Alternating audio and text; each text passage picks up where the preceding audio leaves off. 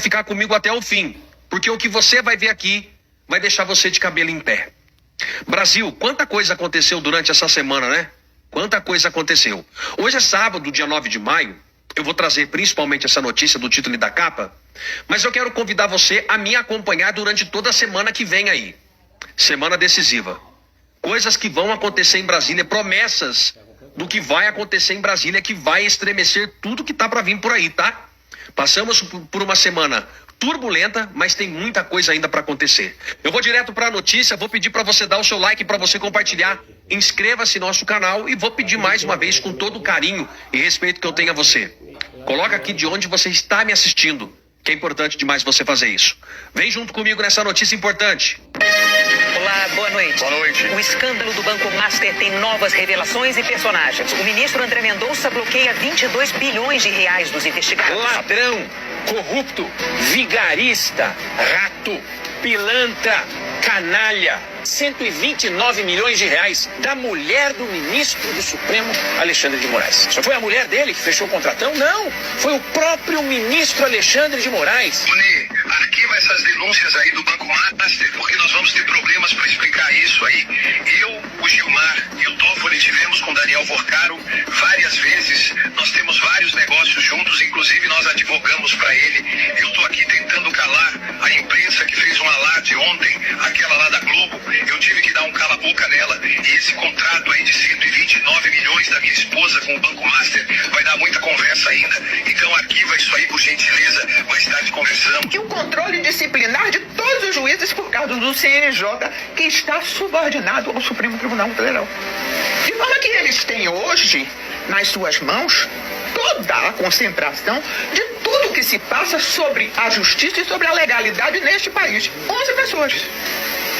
E pessoas que estão dentro de uma verdadeira bolha e com um ego extremamente inflado. Porque não se pode dizer que um ministro do Supremo é feio. Porque isso pode ser uma difamação. Não sabem o que vocês estão fazendo. Vocês estão pegando e dando ao Supremo Tribunal Federal todo o controle desta nação. Isso não pode, isso não é possível. Vocês vão ver o que é que vai acontecer. Meus amigos, o fim de Xandão não é mais uma possibilidade distante. Ou é impeachment ou é prisão. Eu já começo esse vídeo te fazendo uma pergunta direta e sem rodeio. Depois de tudo que ele fez ao Brasil, você acredita mesmo que só o impeachment seria um preço justo a pagar?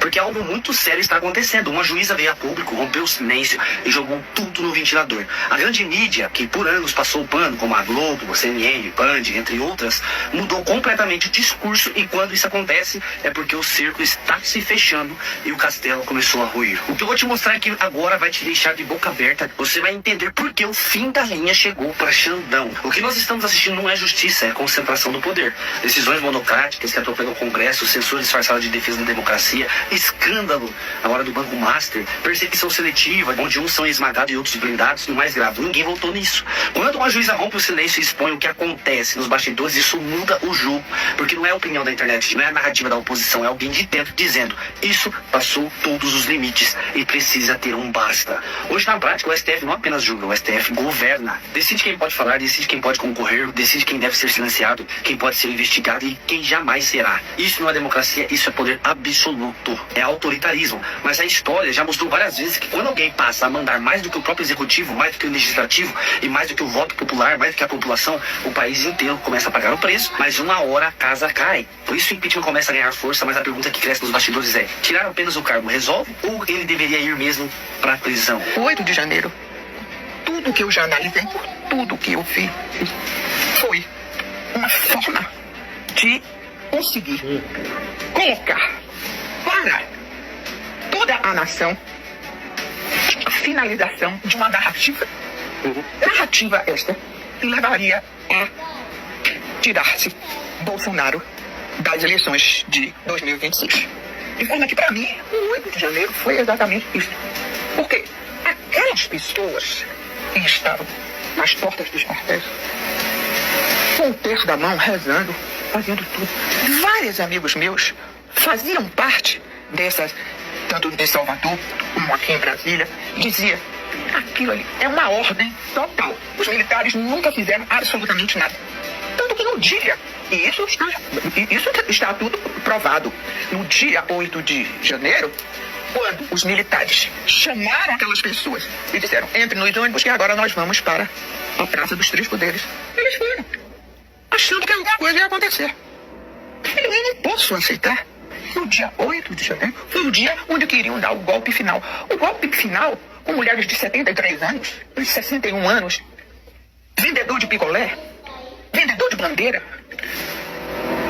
O governo, que enquanto o governo abriu um prazo de transição do governo Lula, que nomeou os ministros militares apontados por Lula. Esse homem fez tudo isso, depois saiu, foi para os Estados Unidos e deu um golpe. E golpe sem soldado com aquelas pessoas que estavam na porta dos quartéis. Eu não posso acreditar. Não é crível. Não é crível. A história contará isso. A história contará isso. Não adianta. Não entra na cabeça de ninguém, só uma pessoa que esteja totalmente obnubilada para aceitar que seja verdadeiro esse golpe. Podem ter pensado em golpe sem dúvida alguma. Porque as eleições estavam sendo muito contestadas, estava faltando o código-fonte, e o código-fonte, aquele código-fonte. E por isso mesmo, enquanto o código-fonte não chegar, eu não acredito nessas eleições. E isso tudo pode ter incendiado não só o ex-presidente, como as pessoas que rodeavam. E eles pensaram: então, o que é que vocês acham? A gente tem margem de fazer com que isso não brote? Nunca em direito, pensamento foi golpe. Nunca.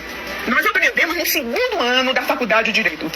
Até uma frase que tinha em meu livro de Direito Penal: penseiro não faz engabela. Ou seja, pensamento não faz crime.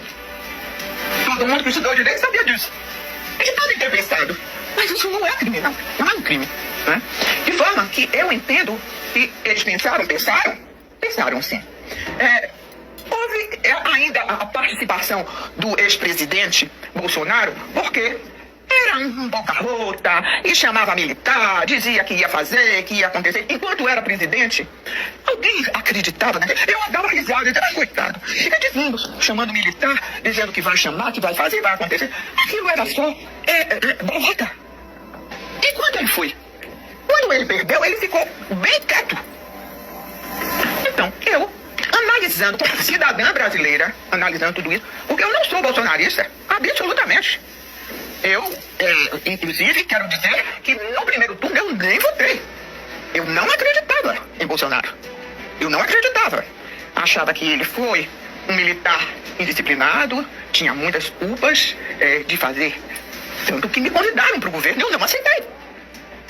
Ele chegou até a me telefonar: ministra, precisamos muito do seu governo. E eu disse: não, ele não explicou.